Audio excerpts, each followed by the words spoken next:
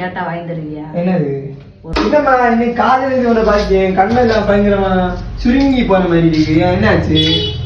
உன் தங்கச்சியை நினைச்சு அழுதேன் ஒரு பக்கம். எனக்கு அவ வாட்டி வேற பாக்கி அதுக்கு காலையா நீ?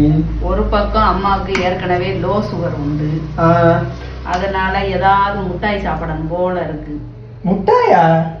அண்ணா இருக்கு சீனி எடுத்து லைட்டா வாயில போடு. நம்ம இனிப்பு சாப்பிட்டா சுகர் கம்மியாகும்.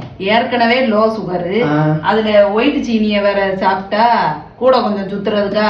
இப்ப பிள்ளைக்கு முட்டாய் வேணாம். சரி மதா, நான் கேட்டா வாங்கி தருவியா? என்னது? ஒரு 5 ஸ்டாரோ, இன்னொன்னு என்னது டைரி மில்கா, ஏதாவது வாய்ந்தாடா மதனே, சாப்பிடணும் போல இருக்குடா.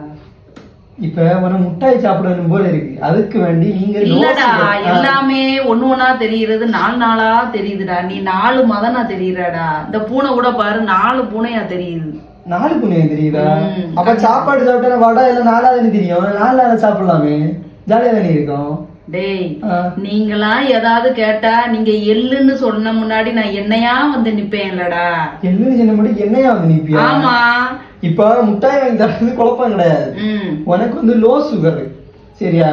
அது முட்டாய் தான் சாப்பிடலாம். அது சின்னது ஆரஞ்சு முட்டாயோ புளிப்பு முட்டாயோ வாங்கி தர, சரியா? இந்த பொடியேத்தும் போது தருவாங்களே ஒரு பப்பர முட்டாய். ஆமா. ஏண்டா உங்களுக்கு நான் அவ்வளவு சீப்பா போயிட்டேன்னு அப்படியே நீங்க மட்டும் ஏதாவது கேட்டா 5 ஸ்டாரு, டைரி மில்க், சில்கி முட்டாயி, என்னென்ன முட்டாய சாப்பிடுவீங்க? இந்த நேரம் அம்மா உடம்பு சரியில்லை, இப்ப நம்ம சாப்பிட கூடாது. நான் வாங்கி தர மாட்டேன்னு. டேய் நல்லா வருவடா.